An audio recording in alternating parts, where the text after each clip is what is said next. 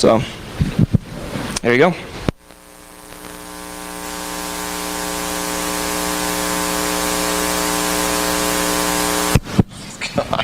Handed me a dead mic. Thank you, Rainforest Puffy, everybody. Rainforest Puffy. The Puffy's in the house. Okay, this is the RAZOR Warez. We have a number of freeware tools and stuff that RAZOR develops in the course of our work, and we never have really gone out and highlighted what it is that we have been doing. And since it's Warez in there with the Z, we wanted to keep with kind of a low-tech theme, so we're not going to be using PowerPoint. The idea for this was inspired from Hobbit. Yes, go ahead, applaud for that. The idea for this was inspired by Hobbit, who's did a presentation entirely in ASCII, so I'm just going to less the file, and here we go.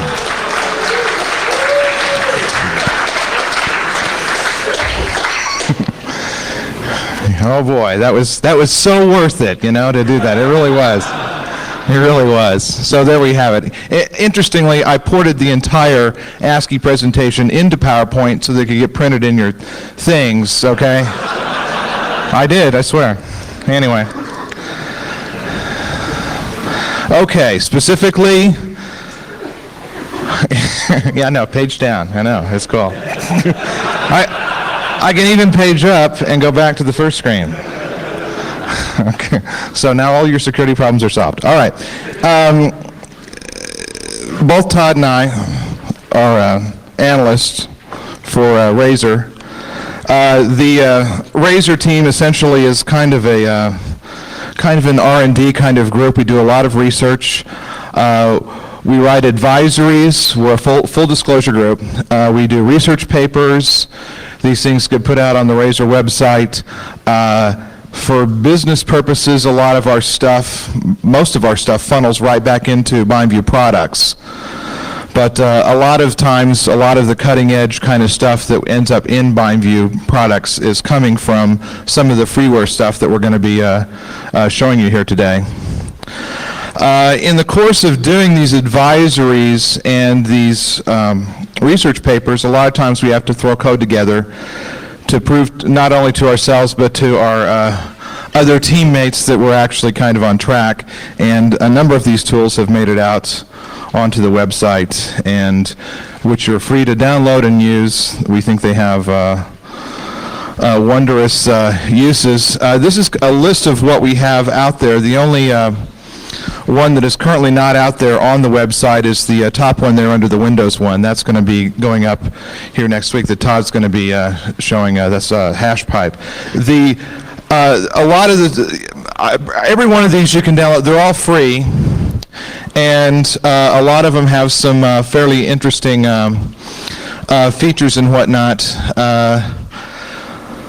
Let's see, Zombie Zapper is available on both. We're all familiar with the whole DDoS thing that went on in February 2000 where we couldn't buy books on Amazon for an hour. Ooh, so you know, we got this tool here, and to kind of tell those zombies to shut up and whatnot. Let's see some of the other interesting ones. ICMP enum does enumeration using not just echo and senders in the echo sweeps, but also info packets and also the timestamp. There we go.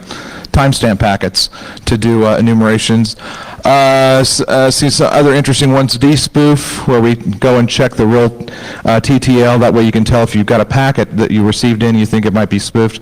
First thing you can do is check the TTL against the real source. And if they don't match, then you've got something coming from a spoof packet, and so on and so on. There's some other tools that that we have for Windows that are fairly interesting. One of my favorites is the strace for NT. I'm sure some of the Unix people, they know what strace is. I think they would just absolutely go nuts over the NT one, because you actually go through there and see all these processes that work. And of course, you know, the PWDUM2, LSADUM2, those are like standard type things. I don't want to steal any of Todd's thunders. He's going to kind of combine some, talk about a lot of these tools here in the later half. The one that I'm going to cover for right now, where we've actually got some new stuff that we think is pretty interesting, is Vlad the Scanner. And how this started is Sans came up with this top 10 list, where it says, okay, we're going to take the top 10 items, we're going to go through and we're going to create this freeware scanner that everyone can go check those top 10 items. And we had the thing working on both Unix and Windows. Well, the Windows iffy, but it did work. It worked really well on the Unix side. The things that were interesting about it, which are still interesting about it, in my opinion, the CGI scanner, it's database driven. Now the database is fairly simple. It's simply a text file with specific fields, and I'll show you the data structure here in a second.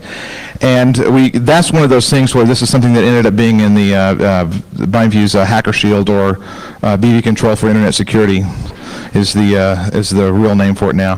That's the kind of thing where this stuff gets actually put into real products. The other interesting thing with Vlad the Scanner, which I'm not going to demo because it takes too long, but it is extremely interesting, and I encourage you to look at it, is the multi-protocol password cracker. So I can throw dictionaries at FTP, SNMP, if I want to, try to get figure out what the community string is. It'll do SSH. And a number of other things. And of course, it obviously requires you have all these clients loaded on your system to go ahead and run, but it is really, really cool. It's really, really neat and fairly unique. The final thing, which is the thing that I really want to show you guys, we have, because if we're doing, low tech and mooring through a file, then we got to have, to keep up with that Warez thing, we have to have some 0-day. So and this really isn't real 0-day, but it's just new. So you're just going to have to bear with me on that. This banner checker that we have, basically the code in it is called Banner Eater, and what it does is it grabs banners and then checks in its database, which we're going to be adding to extensively, and says, okay, well, this banner, because it's sendmail 8.8.4, that's a vulnerable sendmail, or because it's IMAP version blah blah blah, then that's a vulnerable piece of excuse me, that's a vulnerable piece of code running on that system. Okay, so that also, I think, eventually is going to work itself into the BindView product line, because it's a very fun approach where we can rapidly, and not just us, you guys as well, can create these database entries, particularly if you have custom applications too, or custom things that you want to check for yourselves that we're not checking for. Then you can go ahead and very simply update these things. The Vlad database formats. The CGI database, I'm going to go through these kind of quick, and then I'm going to show you what they look like. First off, we have a title, so we know what it is. A description. The description is simply a pointer to a text file located in a subdirectory, so that when it finds it, it just simply basically cats out the file and says, okay, here's a description of it. If we can get some water up here, that would be most excellent. The platform, specifically, if you've done any type of CGI scanning, it makes sense. RFP has started this with Whisker and whatnot. Well, you check to see what the platform is, so you don't send all your Unix things into the system you've identified as IIS. That doesn't make any sense. So we put in the platform. Thank you. And we list a severity, low, medium, and high, so we know what we're talking about here. The root that we have there, that's going to be kind of off the target. Obviously, we're talking about port 80. The root is going to be like, say, CGI-bin, or maybe it's found in scripts if it's maybe an IIS thing, something along those lines. So we put that in there. The query type, whether we're going to use a GET or we're going to use a head to pull that information back. And we have what we call the test query and the real query. A lot of times we don't need this, but we found it often kind of handy. If you're querying for a file and you get back, let's say, a 500 return from the web server, and on the test query, you get back a 404. And that means that I probably do have the file there. It's not just looking to see if I got a 200 return code on my web query. So that's the reason in there. And also because we can brand our test query, usually we're looking for something with the word hacker shield in it, so that kind of makes it obvious if someone's checking your web server and they're looking for all these hacker shield files, hackershield.dll, and all these things that don't exist on your web server. That's, so we got some type of fingerprint there. Let me show you. I'm going to turn this off real quick so I can jump over here. I forgot to set this up.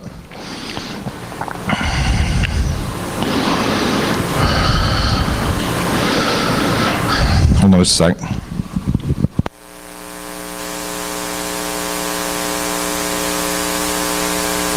Okay, that shows you what these entries actually look like in the database. As you can tell, this is just a text file, is all this is. So it's very easy to put these things in here. Title, description, platform, and it gets pretty obvious. Where we've got root, where it's blank there, up on that top one there, basically I've got a list within the CGI engine that runs that says, okay, I'm going to look for common ones like CGI-bin, CGI. It's going to try to find those ahead of time, build up a list of what it sees as places where these things might live, common places where these things might live. And then it's going to plug those in and try the ones that it finds. That way you're not looking for something in CGI-bin if the server doesn't have CGI-bin even there. That's kind of the whole idea. Why waste your time with that? And so you can see what some of these look like. There's some Unix ones. I'll go down through here and we'll find a...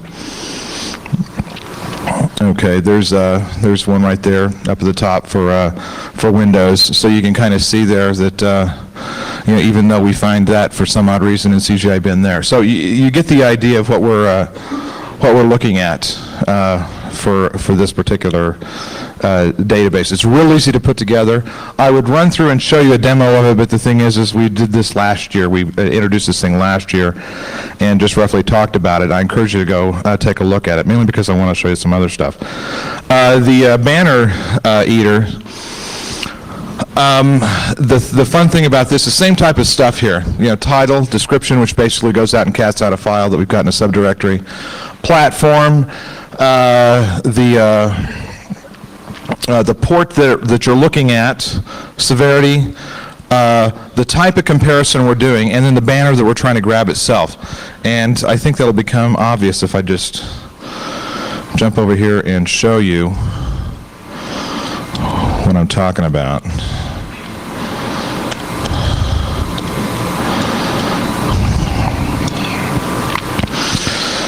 Okay, we got one right there. The first one there, below all the commented stuff, where it's got title, description, platform, etc. Title, old sendmail 4.x. Okay, if it finds that, and it looks what it's looking for in the banner here, specifically is sendmail 4. And what will happen is if we compare it with a partial, we'll grab the whole banner, but all we're doing is we're looking for a substring, since we're doing a parcel search, to see if sendmail 4 is anywhere in there, and it's on 425. And since we were so infamously clever in our naming of the platform field there, actually it's the first two characters that count. NO stands for non-Windows, and so you get to play and spell it all kinds of fun ways. Just because, hey, we're not using PowerPoint, so why spell it correctly? And so that's basically how all this works. And these... oh, I got something. Something else is now working over there, so... Not the monitor? If someone could get that screen working, I think it just needs to be... This is the one here. This needs to get working. There's probably a standby button that just needs to be it, and then we'll be okay. Stuff on top. Anyway, someone can do that, and then I'll... Yes, Frank will get it. He's very... I'm sorry. Some guy I don't know will be taking care of that.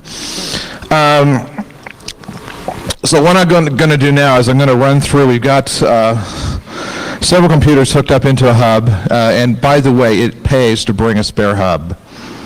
Okay, and it pays to bring spare cables, because that's what we were doing a while ago. I was just like, hey, this cable worked last night in the hotel room. So give me a second here and let me get this going.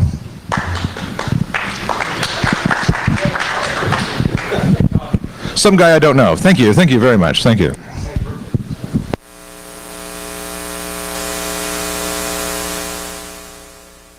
Run it. I'm not going to do the CGI or RDS scan. I'm not going to do the password scan. What I am going to do by running Vlad without those, make this whole thing go a lot quicker, because it does take a while. Like I said, this is kind of more of a proof of concept tool. You can wrap scripts around Vlad and use it on a large scale, but I don't recommend doing that, because it's not meant for that kind of thing. It is more proof of concept, but it is kind of cool and neat to run. What I need to do is I need to do what my buddy George does, and that's get all those commands all ready and then just paste them in from a file, and be very impressive. But okay, I scanned that. One of the first, it spotted a couple of things. I should probably more that out, but like it spotted that it's got an RPC type problem on there. It spit out the text file, spit out a little bit of other extra stuff. The RPC scanner that was in the first Vlad has been completely rewritten from scratch, and basically this gets invoked in let me run it in verbose here with a couple of extra options. And you can, like I said, you can look through the source code and see what all this stuff is doing, and play with this. So it finds that it's got something there that it spotted. It saw that 111's open. There's actually a remote route for 111 on certain platforms. It's a little old, but it is in fact out there, so we've got information out there that points you to the right spot and everything. I do have an old version of SynMail running on that box as well. I'm going to invoke this without going through the main part of, I can't remember all the options here. Hold on. So I'm going to show you what this looks like once we go through. By the way, I'm doing my stuff first because Todd's is, I think, a lot more cool. I think you're going to enjoy that. It is. Don't look, no, I know he's over there shaking his head now.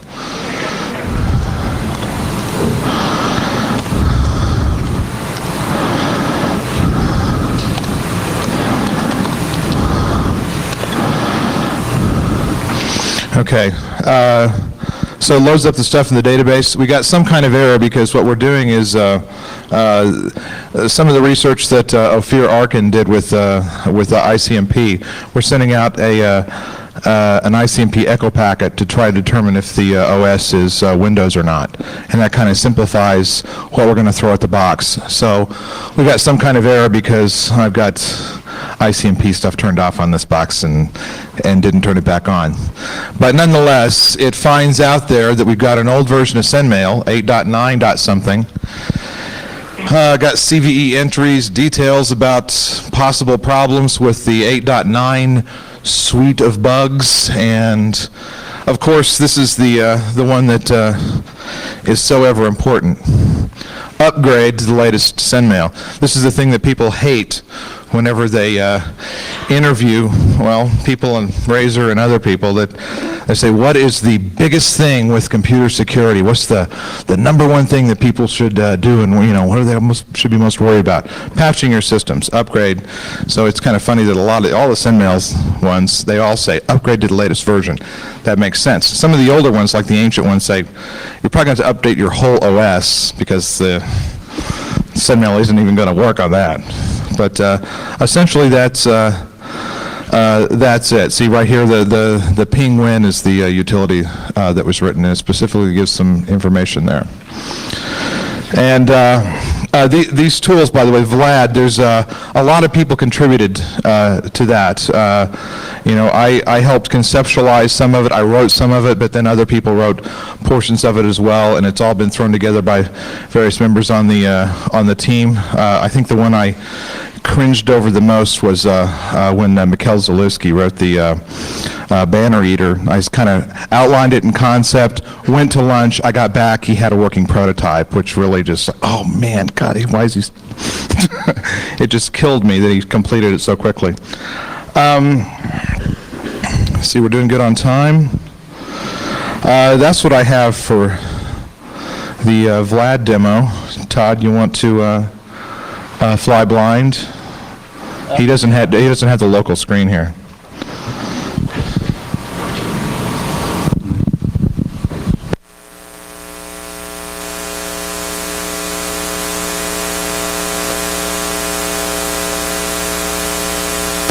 Testing. Hello?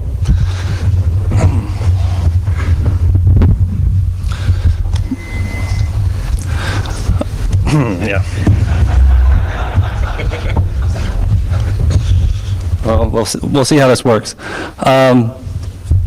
So the new utility we have releasing is called hash pipe.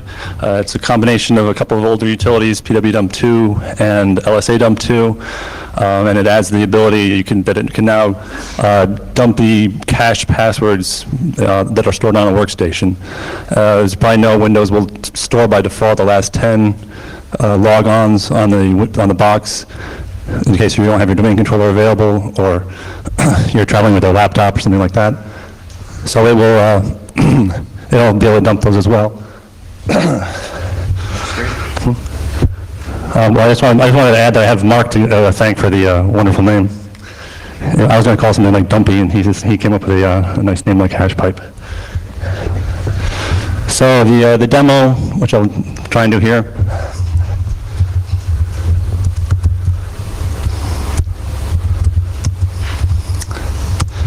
It takes different options, like -1 will do the first thing, which is pwdump2. -2 does the lsadump2 part of it, and -3 will do the dumping of cache passwords. If you don't give any options at all, it just does all three at once, just figuring you probably want that. Excuse me?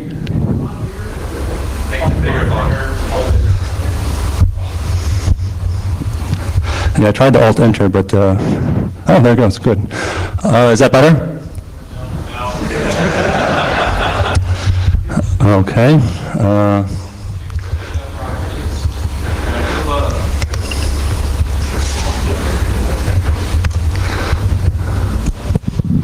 Remember, he's doing this blind.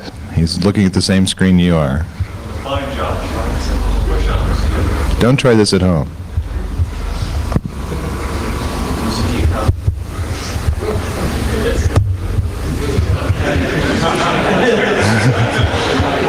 Is that any better?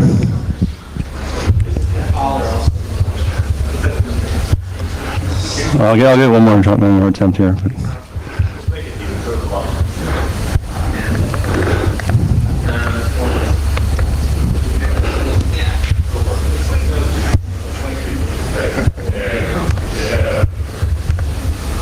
There we go. All right. I'm not much of a GUI person.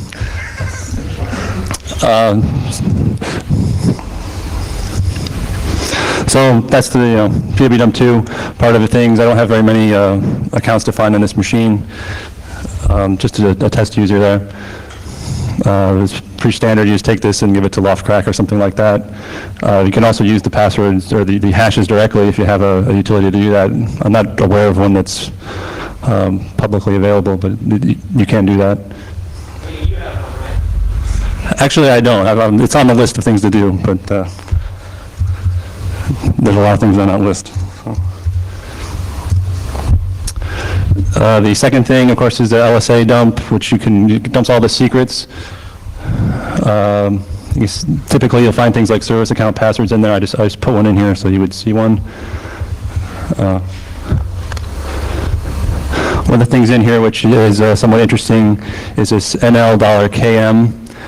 What this is a key which is used to encrypt the cached things we're going to be dumping later. So in order to do that, you have to pull this key out of there, then use it to decrypt the other things, and then you get finally the hashes at the end of it.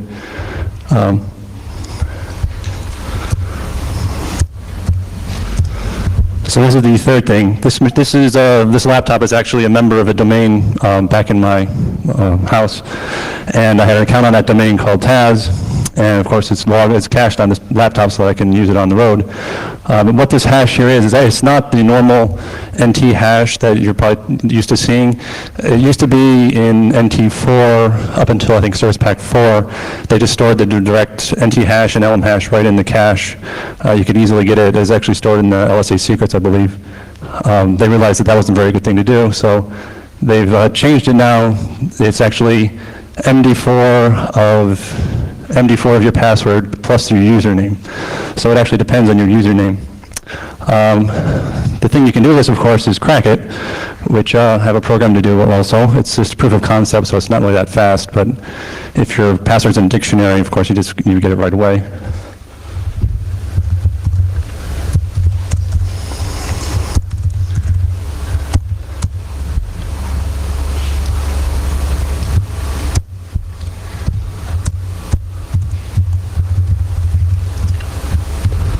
And of course, my password is FUBAR. Now, one of the things that's interesting about being able to do this is that you can use this to pretty much attack the encrypting file system on Windows 2000. Because the typical scenario where it's supposed to be useful is you've got a laptop, you travel with it, you use a domain account, and in order to access your encrypted files, you have to log in with that user. You typically are supposed to take the default recovery account, export their private key so the admin can't get to your encrypted files, and then only the user should be able to get to them. And that's true, but all the user has to do to get to the encrypted files is type in his password. So what I'll do now is show an example of how you would do that. If you say somebody had gotten hold of my laptop and I had some encrypted files and they wanted to read them, what would they do? Well, we'll show you that now. The first thing is they have to log in as administrator. If you don't know the admin password, then of course you just change it using the offline NT password changing disk, which if you're not familiar with it, it's a utility written by some, I think Peter Nordahl, I'm probably butchering his name, I apologize. And he makes it available on his website, and I'll show that now. You just boot off of it, and you end up, you can change anybody's password, including the administrators.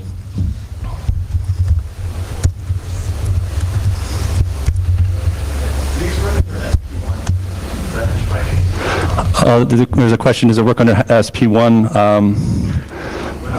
on Windows 2000? I think this laptop is actually Service Pack 1. I haven't kept track, but I would expect that it does. I'm not 100% certain.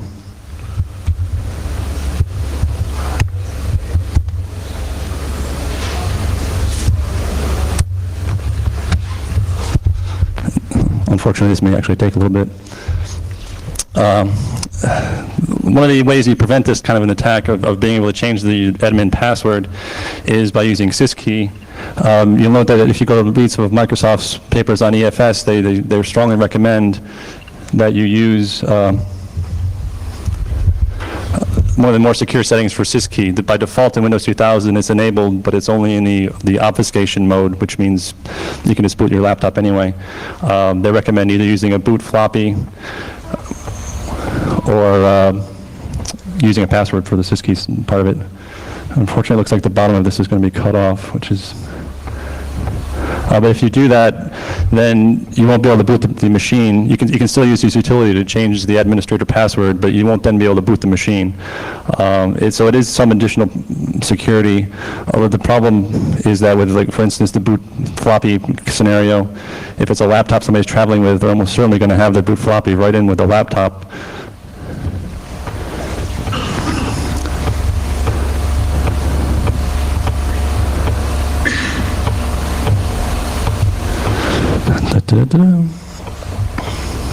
And the other case is that you configure syskey to use a password that you type in at boot time. In that case, you've got basically another password to crack. I haven't written something to do that, but it's certainly possible. Okay, so Maybe we should just assume that I've changed it at this point because I can only see what's up there and the prompt is not showing. How do you see that? Oh, it's actually here also. So it asks if you want to load SCSI drivers. I don't need any of those. After that, you can pretty much just take all the defaults.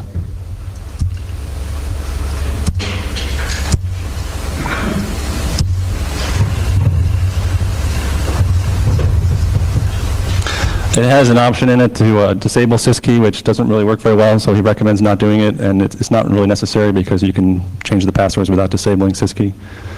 So you just say no at this point, which is also the default.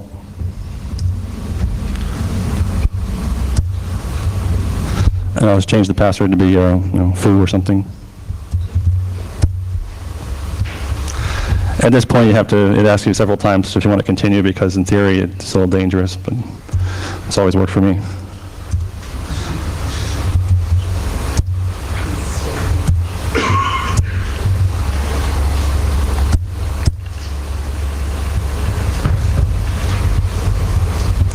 Okay, so that's done, and we boot again.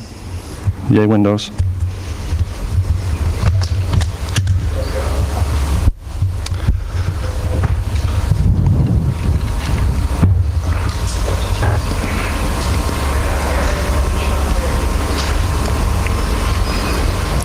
While this is going, I might as well talk a little bit about this. Basically, what this is showing is the only security that EFS will really give you, at least in this scenario, is it's only as strong as your password is. If you have a very strong password that's quite hard to crack, then EFS may actually buy you something. If your password is something that's easily cracked or is in a dictionary or something, then EFS, at least on a laptop in this scenario, doesn't really get you a whole lot.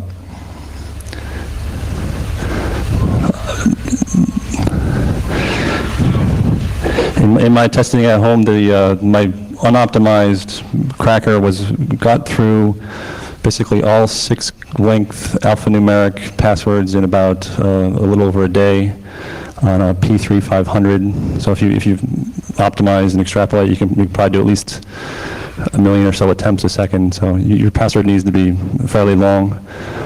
This is actually also demonstrating another interesting thing, that there's some conventional wisdom, hopefully it's not as conventional anymore, that on Windows there's really no point in having a longer than 7-character password. For this scenario, that's absolutely not true, because the reason that's true, or was true in the past, is that it's all dependent on your LM hash, and there's no LM hash in this scenario, so all you have to work with is the NT hash, so the longer your password is, the harder it will be to crack.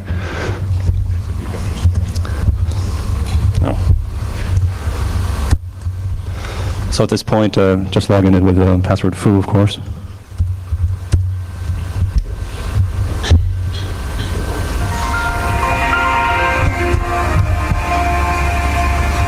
I tried to find volume on this laptop and couldn't. My apologies.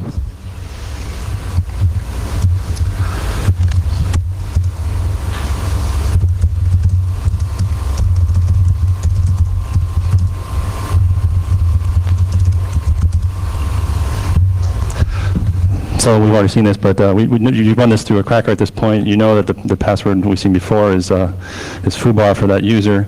So I have a file in another directory which is encrypted.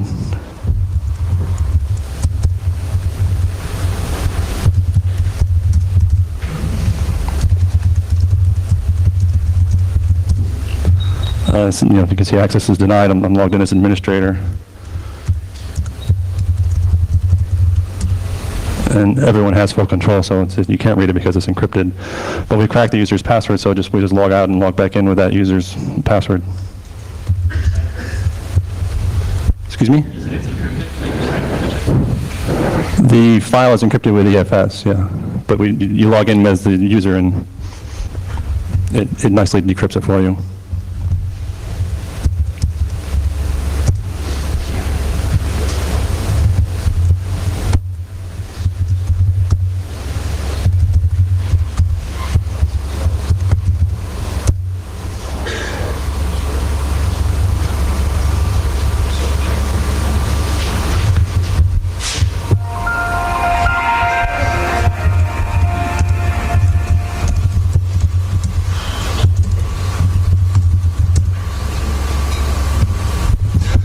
then there it is. So yeah, that's basically what HashPipe does. Aside from EFS, you can just crack people's passwords as well with yet another password hash. Does anybody know how we're doing on time? We're doing pretty good. We can take some questions or something. Yeah. So we'll open the floor up for questions at this point about any of this stuff. How difficult would it be to just go directly for an EFS file? The question is, how difficult is it to go directly for the EFS file? I actually don't know. I think I've read a little bit. I'm not really that much of an expert on EFS. I think they're using something like 128-bit DESX or something like that, but the only thing that matters really is that you don't have to, at least in this scenario. As long as the encryption is somewhat decent, you go for an easier attack. So. Way in the back.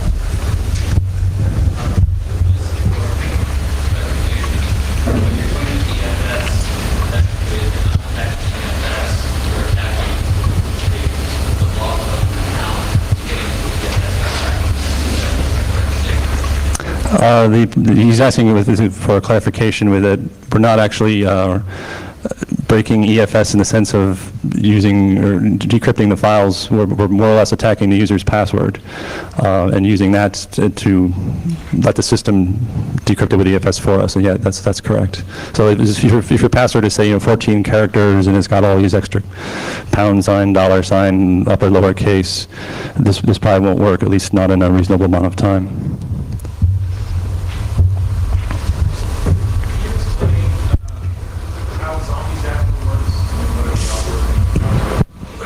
The question is if you could explain how Zombie Zapper works, and I'll give that one to Mark. Okay, first off, I didn't name the thing. Okay, I want that right up front. I didn't name it. I named HashPipe. That's a cool name. Okay.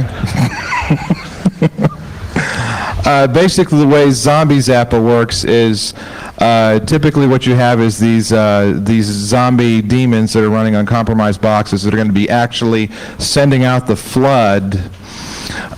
They do respond to remote commands, and since a lot of what was going on, particularly in the first half of year 2000, was that a lot of these were appearing and they were being used with their default passwords. And people were shoving these things out there, so every time we knew a default password, so to speak, which was if I send in this certain type of packet, I can tell the zombie that's on that system to stop flooding the target. And so that's what Zombie Zapper did, was it essentially would pretend to be the attacker sending in the commands to shut that zombie down.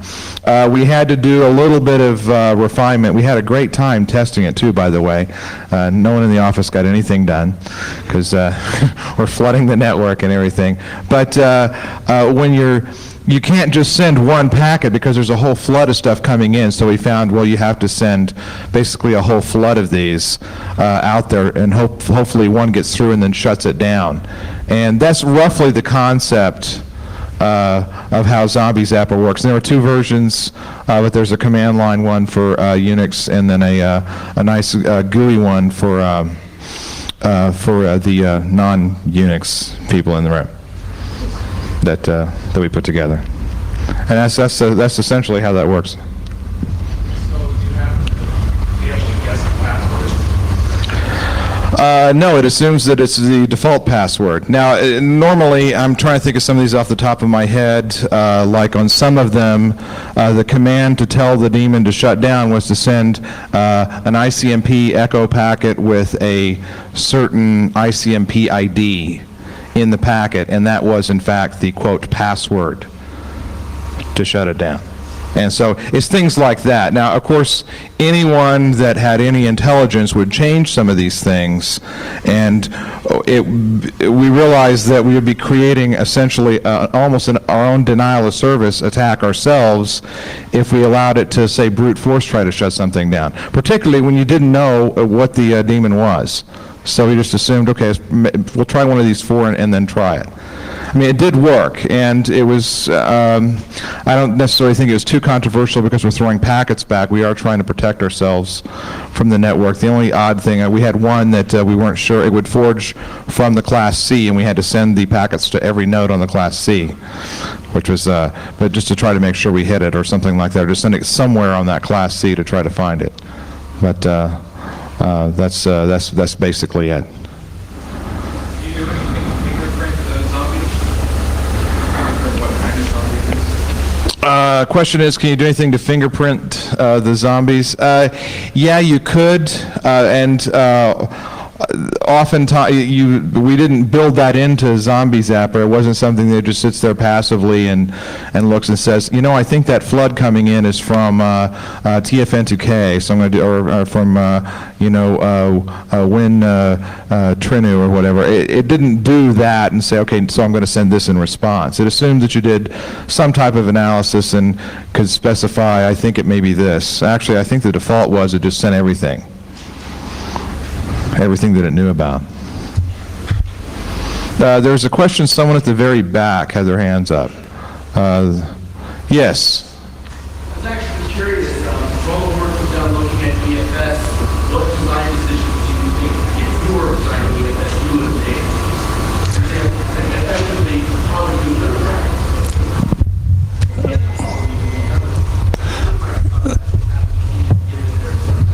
The question is, if I were to do EFS, how would I do it better? I actually haven't looked at EFS that much in depth. Somebody suggested this attack to us. He doesn't want credit for it, so I just didn't thank him anonymously. But essentially, there's nothing really to be done about this. You can make it somewhat harder to crack the passwords. You can increase the work factor. But the bottom line is, if all your user has to do to access his encrypted files is supply his password, then you're going to be able to do something like this, no matter what you've done. Smart cards may be a way around this. I'm not a smart card expert either, but they may change things. But if all you have to do to get to your files is type your password, there's always going to be enough information on the machine to brute force the password. So there's not a lot they can do that's to improve it.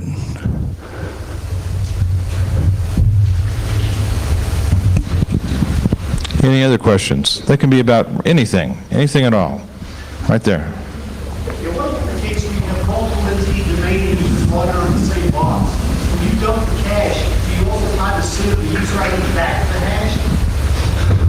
The question is, if you have multiple domains, do you get the SID back? No, it doesn't try and get the SID. The information that it stores in the cache area is basically, actually probably does have the SID there, but you don't need it to crack the password, so I haven't bothered to try and get it out. I think that you could. It's probably in there along with their groups that they're members of, and so forth, so that when they log on without the domain controller, they can get the proper security token. So I think the information's there, but HashPipe doesn't bother to get it. Right there. You can grab the username and the password. Is there a way to, and you have to encrypt the file. Is there a way to get to the contents of it without actually logging in? What is the percentage or path of I think the question is, once you've cracked the user's password from the cache, can you then decrypt the files without actually logging in? Is that the question? I see no reason why not, but it's way more work than just logging in, really. So.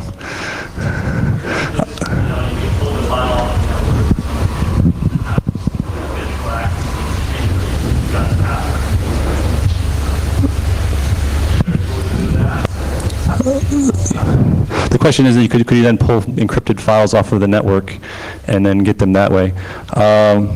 Well, once you've cracked their password, you would just use your normal SMB sharing and just net use to the machine that the file is on.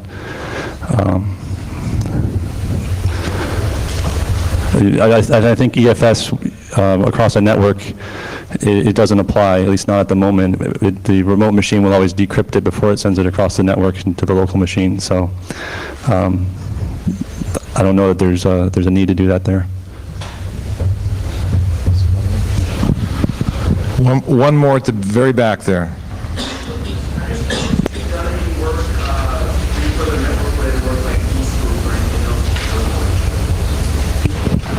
Question was, have we done any other work such as similar to DSpoof involving network stuff? No, but we plan on doing more. There's a lot of stuff to be done in that area.